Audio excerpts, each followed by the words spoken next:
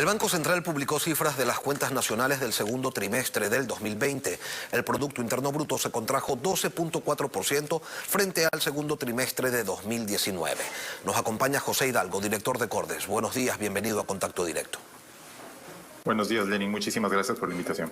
Antes de entrar al tema, en las actuales circunstancias políticas de un gobierno que se va sin mayoría en la Asamblea, de una campaña electoral en que se ofrece el oro y el moro y de una economía semi-paralizada, ¿es factible o viable un incremento del IVA o del impuesto a la renta a las personas jurídicas como lo plantea el acuerdo con el Fondo Monetario Internacional? A ver, yo diría que primero el Ecuador tiene que tener conciencia sobre la situación fiscal que enfrenta. Este año el déficit seguramente va a ser de 9 puntos del PIB, que es un déficit obviamente inédito por la situación también inédita que estamos viviendo, pero incluso antes de la pandemia ya veníamos acarreando un déficit sumamente alto que obligaba al Ecuador a endeudarse permanentemente, muchas veces en condiciones muy onerosas o acumulando atrasos con proveedores, con servidores públicos. El acuerdo con el Fondo Monetario Internacional lo que plantea es, y esto se menciona en nuestro report, que hay algunas maneras de cerrar un déficit fiscal. Una es todo por el lado del gasto, es decir, reducir el gasto hasta que se iguale al nivel de ingresos. Otra es incrementar los ingresos de manera que se igualen con el nivel de gasto. Y otra es una combinación entre los dos.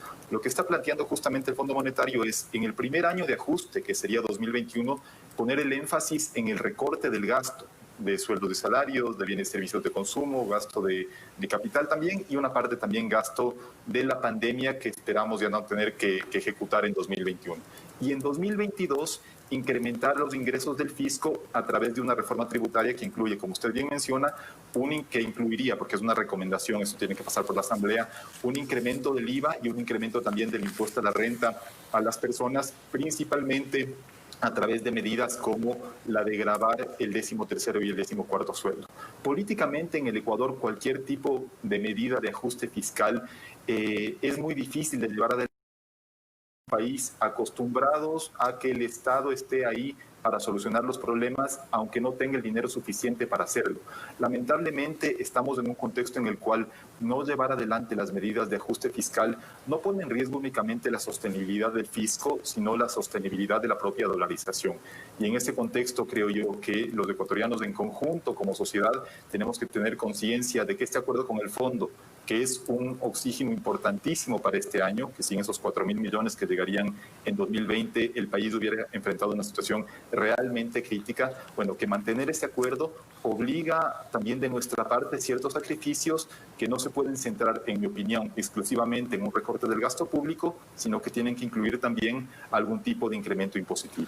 La única forma de evitar aumento de impuestos para el próximo gobierno, como usted señala, sería tener un presupuesto estatal sin déficit, pero esto socialmente sería más duro que el propio incremento impositivo. Exacto, es que tenemos aquí una disyuntiva que es bastante difícil de solucionar. Si es que nos centramos en el ajuste únicamente en el lado del gasto, eso implicaría también un recorte, por ejemplo, en la nómina del sector público, que no solo implicaría que muchas personas caigan en el desempleo, sino también que pondría en riesgo la misma calidad o viabilidad de algunos servicios públicos elementales como seguridad, salud y educación. Entonces, yo sí estoy convencido de que en el Estado ecuatoriano todavía hay niveles de ineficiencia bastante altos que se deben combatir recortando el gasto, y este es justamente el primer paso que se llevaría adelante en 2021, pero no podemos esperar retomar a los niveles previos a la época del gobierno anterior en cuanto a gasto público, porque ya se han creado también nuevas obligaciones del Estado. Y en ese contexto, yo creo que lo ideal sería que el Ecuador tenga un gasto público similar al promedio de la región, es decir, que ronde el 30% del PIB, lo que va a obligar a hacer un ajuste, pero lo que también implica incrementar los ingresos que están por debajo de ese nivel. Vamos a nuestro tema, la caída del Producto Interno Bruto. Se trata de una caída histórica que pudo ser mayor. ¿Fue mayor la de la desaparición de la moneda nacional hace 20 años? Sí, a ver, esta caída es más fuerte. Lo que pasa es que la crisis del 99 tuvo algunas diferencias. Por ejemplo, en la crisis del 99 tuvimos un sector financiero que contribuyó a esa crisis, es decir, que la profundizó, y en la actualidad tenemos una crisis que se explica principalmente por el contexto internacional y nacional, obviamente, la paralización de actividades como consecuencia de la cuarentena, pero tenemos, por ejemplo, un sistema financiero que ha sido un sostén de la dolarización generar seguridad en los agentes. Lo que pasó en el segundo trimestre, con un decrecimiento, como usted bien mencionó, de 12,4% en el Producto Interno Bruto, es que en 2 meses de ese trimestre estuvimos absolutamente confinados, se paralizaron casi todas las actividades económicas, cayó el consumo también, el consumo de los hogares en 12%, cayó la inversión en 18%, las exportaciones, las importaciones, todos los componentes del PIB cayeron y por lo tanto la recuperación debería ser relativamente rápida a medida que las actividades se vayan normalizando. Pero evidentemente esa caída de 12,4%, que es menor a la que registraron, por ejemplo, países como Colombia o Perú, es posible que el Banco Central en posteriores boletines la revise a la baja porque nosotros, al menos en Cordes, creemos que la caída podría haber sido incluso mayor.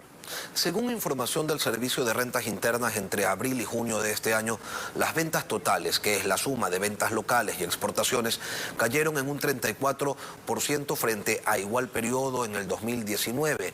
¿Hay manera de compensar esa caída dentro de la crisis?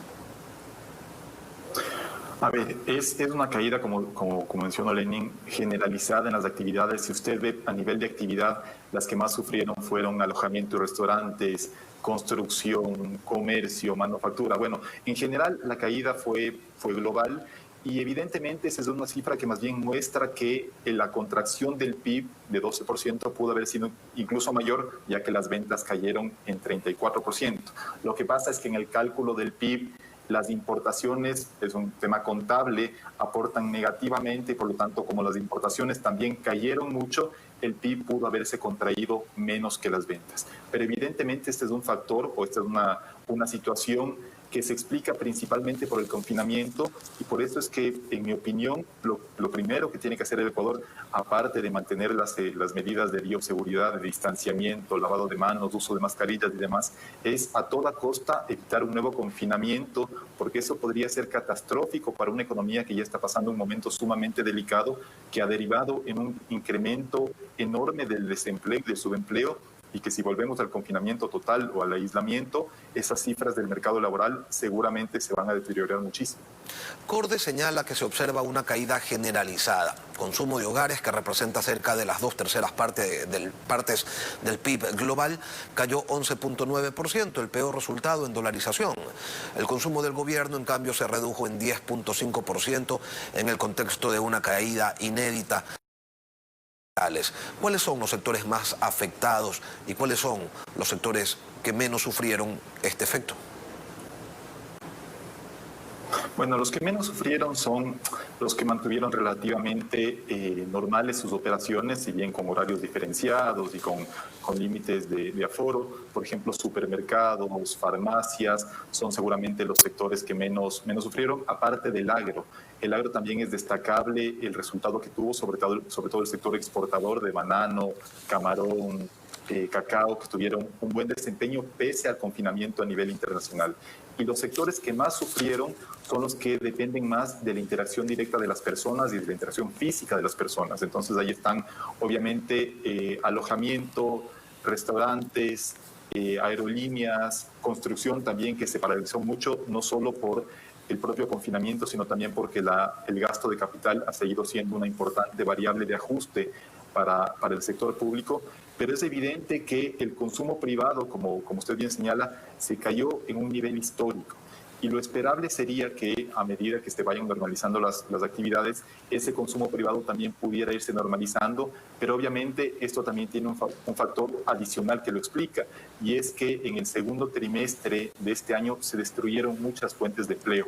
De hecho, el desempleo alcanzó un nivel máximo de 13% de la población económicamente activa, que es algo que no habíamos visto desde que tenemos información comparable, y eso sí condiciona la recuperación a futuro del consumo privado, mientras esos hogares donde los cuales alguno de los miembros perdió su trabajo no puedan recuperar una fuente de ingresos. Y por eso, insisto, es tan importante que las actividades se vayan normalizando y evitar a toda costa un nuevo periodo de aislamiento social. José, si no pasa nada, si no se desploma el precio del petróleo, si no hay un rebrote del coronavirus, ¿cuánto tiempo podría tomar la recuperación? Eso va a depender, Lenin, fundamentalmente de las medidas que tome el próximo gobierno.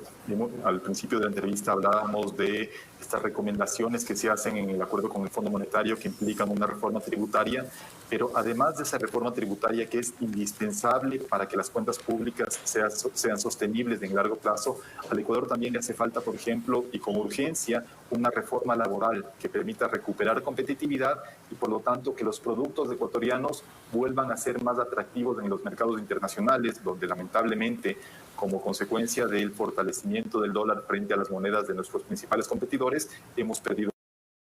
La recuperación va a depender del compromiso del país con las reformas estructurales, porque si simplemente queremos seguirnos endeudando para tapar el bache, la recuperación va a tomar muchos años. José Hidalgo, director de Cordes, gracias por participar esta mañana aquí en Contacto Directo.